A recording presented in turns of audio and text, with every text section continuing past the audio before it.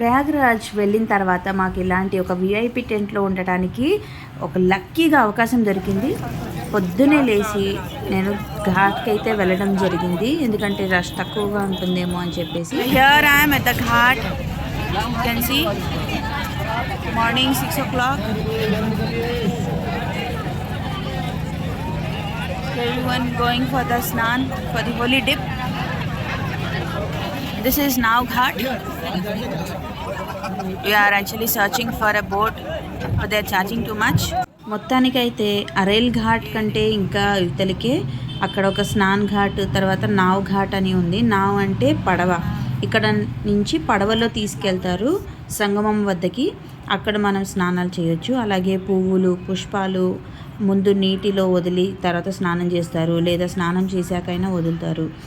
రుద్రాక్షలు, చెట్టు నుంచి కొమ్మల నుంచి ఉన్న రుద్రాక్షలు అలాగే తీసుకొచ్చి అమ్ముతున్నారు. చాలా బాగున్నాయి. ఇక్కడ లేడీస్ చేంజ్ చేసుకోవడానికి చిన్న రూమ్స్ లా కూడా ఇచ్చారు. పొద్దునే అవటం వల్ల రష్ ఇంకా కొంచెం పర్వాలేదు. మేము ఆ తర్వాత వెళ్ళినప్పుడు మాత్రం చాలామంది వచ్చేసారు. అయితే ఇక్కడ చాలా మటుకు మీరు బేరం ఆడొచ్చు. ఒకవేళ రుద్రాక్షలు తీసుకోవాలన్నా వాళ్ళు చాలా రేట్ చెప్తారు. ఒక రుద్రాక్ష, చిన్న పంచముఖి రుద్రాక్ష వచ్చేసి ఒక 50 రూపీస్ కానీ 40 రూపీస్ కానీ తీసుకోవచ్చు. కొందరైతే పొద్దునే వెళ్తే 20 రూపీస్ 30 రూపీస్కి కూడా అమ్ముతున్నారు. ఒకవేళ మీరు కొంచెం లేట్గా వెళ్ళారనుకోండి, అప్పుడు ప్రైసెస్ అన్నీ పెంచుతారు. ఫ్లవర్స్ కానివ్వండి, రుద్రాక్షలు కానివ్వండి, బోటింగ్ ప్రైసెస్ కానివ్వండి. సో మీరు పొద్దునే వెళ్ళటం బెటర్. అలాగే నేను వెళ్ళే ముందు నీటిలోకి ఇలా పూజ చేసుకొని ఆ గంగమ్మ తల్లికి దండం పెట్టుకొని వెళ్ళాను. నీళ్ళు చాలా చల్లగా ఉంటాయి అనుకున్నాను, కానీ మంచిగా వెచ్చగా ఉండే అనమాట. పొద్దున్నే బయట వాతావరణం చల్లగా ఉంది కాబట్టి నీళ్లు వెచ్చగా అనిపించాయి. 3 సార్లు మునిగి అయితే వచ్చేసాను బయటికి. ఇక్కడ చాలా రాష్ట్రాల నుంచి వివిధ రకాలైన వస్తువులు తీసుకొని చాలామంది వచ్చి అక్కడ ఎన్నెన్నో రకాలు అమ్ముతున్నారు. మీకు కావాల్సింది మీరు తీసుకోవచ్చు, నచ్చినవి తీసుకోవచ్చు, బేరమాడి తీసుకోవచ్చు. ఇంకా అలా అలా చూస్తుంటేనే తెల్లారిపోయింది. ఇంకా అందరూ ఇంకా చాలామంది వస్తూ ఉన్నారు. నేనైతే తిరిగి వెళ్తుండగా ఇవి ఏంటా అని ఒకరిని అడిగితే, ప్రతి ఒక్క బ్రిడ్జ్ కింద ఇవి కనిపిస్తుంటాయి అన్నమాట.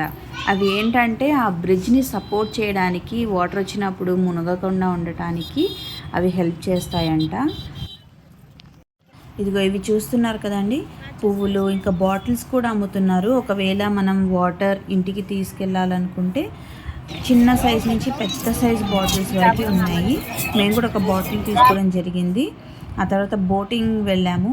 బోట్లో వెళ్తుండగా అసలు ఎంత చక్కటి దృశ్యాలు, అసలు అక్కడే ఉండాలనిపించింది. ఆ బోట్లోనే అందరూ రో చేస్తుంటే, అలా వెళ్తూ ఉంటే అదేదో బాహుబలి మూవీలోనూ ఒక యుద్ధానికి వెళ్ళినట్టు అనిపించింది.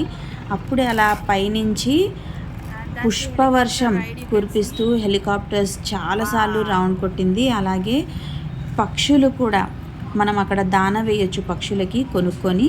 ఆ పక్షులు కూడా మన చుట్టూనే ఉంటాయి. ఎంత చక్కటి దృశ్యం అంటే ఈ వీడియోలో చూస్తే వర్ణనాతీతం ఉంటుంది, కానీ నిజంగా చూస్తే మటుకు అసలు అనుభవించాల్సిందే.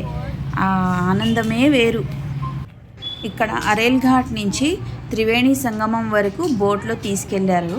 ఆ బోట్ నుంచి దిగి కొంత దూరం వరకు వెళ్ళిన తర్వాత అక్కడ నదిలో మునగడానికి, స్నానాలు చేయడానికి వీలుగా ఉంటుంది. అక్కడ మరీ లోతు లేకుండా ఉంటుంది కాబట్టి ఆ ప్రదేశానికి తీసుకెళ్ళి, ఎక్కడైతే త్రివేణి సంగమం జరుగుతుందో, ఎక్కడ గంగా, యమున, సరస్వతి నదులు కలుస్తాయో ఆ చోటికండి ఇది తీసుకెళ్లారు. చూస్తున్నారు కదా, బోట్ నుంచి దిగాలంటే ఒక బోట్ నుంచి ఇంకో బోట్కి, ఇంకో బోట్ నుంచి ఇంకో బోట్కి అలా అలా అలా దాటుకుంటూ రావాలి. అది ఏం పెద్ద కష్టమేం కాదు. చేతులు పట్టుకొని చక్కగా సహాయం చేసుకుంటూ ఇలా దించుతారు మనల్ని. అబ్బాయి మాత్రం ముందు దిగేశాడు, కానీ మా చెల్లి మాత్రం కాస్త భయపడింది. అది ఎంత లోతుందో ఏమో అని.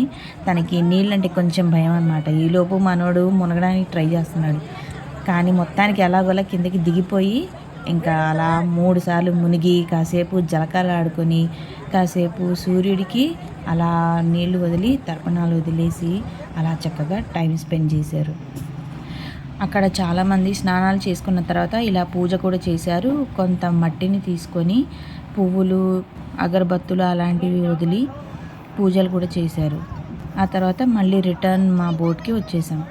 ఇలా సెక్టర్ 23 అరేల్ ఘాట్ దగ్గర అన్నీ ముగించుకొని సెక్టర్ 7 దగ్గరికి వెళ్దామని అనుకున్నాము. సెక్టర్ 7లో మా అకామిడేషన్ బుక్ అయ్యి ఉండే కాబట్టి అక్కడ జనాలు చూస్తుంటే యాక్చువల్ మెయిన్ సంగమం ఇక్కడ అనమాట. ఇక్కడ చూస్తే మీకు చాలా బ్రిడ్జెస్ కూడా కనిపిస్తూ ఉంటాయి. చాలామంది జనాలు అటు ఇటు వెళ్ళొస్తూ ఉంటారు. తొక్కిసలాటలు జరిగాయని చెప్పారు కదా, ఇక్కడే జరిగిందంట ఆ బ్రిడ్జ్ పైన. అందుకని అప్పటి నుంచి చాలామంది పోలీసుల బందోబస్తుతో చాలా జాగ్రత్తగా జనాల్ని పంపిస్తూ, చూస్తున్నారు కదా, చాలా జాగ్రత్తగా జనాల్ని పంపిస్తూ ఉన్నారు, మానిటర్ చేస్తున్నారు. ఎక్కువ వెహికల్స్ రానివ్వకుండా అందరూ జనాలు నడిచేటట్టు చక్కగా సదుపాయాలు చేశారు. నాగవాసుకి మందిరం ఉంది. వాసుకి అంటే ఎవరు అంటే సముద్ర మంథనం చేసేటప్పుడు పాముని వాడతారనమాట చిలకడానికి. ఇక్కడ మీరు చదవచ్చు నాగవాసుకి గుడి గురించి. వాసుకి అన్ని పాముల కంటే చాలా గొప్ప పాము, అందుకే సముద్ర మంథనంలో వాసుకి పాముని వాడారు. ఇక్కడ కనిపిస్తుంది కదా, మొత్తం రుద్రాక్షలతో శివలింగాలు తయారై ఉంటాయి. ఇక్కడ చాలా స్టాల్స్ కూడా పెట్టారు. రకరకాల ఐటమ్స్ దొరుకుతాయి. రుద్రాక్షలు మెయిన్గా, రుద్రాక్షలు, మాలలు, పూసలు, తర్వాత చిన్న చిన్న హ్యాండ్ బ్యాగ్స్, హ్యాండ్ కర్చీఫ్స్, గాజులు, ఇయర్ రింగ్స్, ఇక మామూలుగా గుళ్ళ దగ్గర ఎలాంటి వస్తువులు దొరుకుతాయో అలాంటివి కూడా దొరుకుతూ ఉంటాయి ఇక్కడ. నెక్స్ట్ వచ్చేసి టీటీడీ వాళ్ళు ఇక్కడ చిన్న తిరుపతి మందిరం లాంటిది కట్టారు. సో అచ్చంగా తిరుపతి వెళ్ళి మనం స్వామివారిని దర్శనం చేసుకున్నట్టే ఉంటుంది.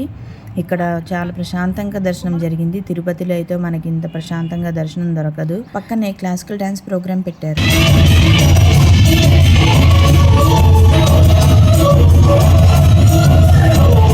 అలా అన్నీ చూసిన తర్వాత మళ్ళీ అనాది ఫౌండేషన్, ఎక్కడైతే మేము అకామిడేషన్ స్టే బుక్ చేసుకున్నామో అక్కడికి వచ్చేసి సాయంత్రం హోమము మరియు ప్రవచనాలు విన్న తర్వాత ఇక మళ్ళీ తిరుగు ప్రయాణం పట్టాము. ఇక దారిలో సెక్టార్ 1 నుంచి చూస్తే ఇవన్నీ జైంట్ వీల్తో సహా ఇక్కడ చాలా ఉన్నాయి ఎంటర్టైన్మెంట్ కోసము. మేము అక్కడ వెళ్ళలేకపోయాం, టైం సరిపోయింది. ఇది సాయంత్రం నేను పగలు చూపించాం కదా వ్యూ, ఇది నైట్ టైం వ్యూ అనమాట. సేమ్ బ్రిడ్జ్, కొత్తగా కట్టిన బ్రిడ్జ్, ప్రయాగరాజ్ కుంభమేళ కోసం ప్రత్యేకంగా. చాలా చాలా బాగుంది, చాలా అందంగా ఉంది. హైదరాబాద్లో ఇలాంటిదే ఉంది కదా. ఎలాగోలా ఆ చలిలో ప్రయాగ్రాజ్ చౌకీ జంక్షన్ చేరుకున్నాము. ఇక్కడ చూస్తే ఇది ఏమనుకుంటున్నారా, ఇది పెద్ద వెయిటింగ్ హాల్, కొత్తగా కట్టారనమాట ఈ స్టేషన్. సో ఆ ట్రైన్ కోసం చాలాసేపు వెయిట్ చేయాల్సి వచ్చింది. మొత్తానికి ఎలాగోలా నాగ్పూర్ చేరుకున్నాం. నాగ్పూర్ హల్దీరామ్స్లో రెస్టారెంట్కి వెళ్ళి అక్కడ కాసేపు తినేసి వేడివేడిగా, అక్కడికి బాగా తలపట్టేసి జలుబు చేసి జ్వరం చేసింది కాబట్టి వేడివేడిగా ఏదైనా తినాలనిపించింది. హల్దీరామ్స్లో కాంబో ఆఫర్స్ బాగున్నాయి, ట్రై చేయొచ్చు. ఇడ్లీ అయితే ట్రై చేశాము, ఉత్తప్పం కూడా చాలా బాగున్నాయి, మీరు కూడా ట్రై చేయొచ్చు. ఇక వందే భారత్ ట్రైన్ ఎక్కేసి ఇక చలో సికింద్రాబాద్ అని చెప్పి కూర్చున్నాము. వందే భారత్ ట్రైన్లో ఒకటి నచ్చింది ఏంటంటే మనకి ప్లగ్ పాయింట్స్లో వేడి నీళ్ళు కూడా పెట్టుకోవడానికి ఉంది, లైట్స్ ఆన్ ఆఫ్ చేసుకోవచ్చు. మనోడికి చాలా నచ్చింది అది మాత్రం. ఇక బ్రేక్ఫాస్ట్ కూడా ఇచ్చారు, చాయ్ ప్యాకెట్ ఇచ్చారు కలుపుకొని తాగడానికి. ఇక అలాగా సికింద్రాబాద్ చేరుకున్నాం. ఈ వీడియో చూసి మీరు ప్రయాగ్రాజ్కి ప్లాన్ చేయాలనుకుంటే ట్రైన్ ద్వారానే బెస్ట్.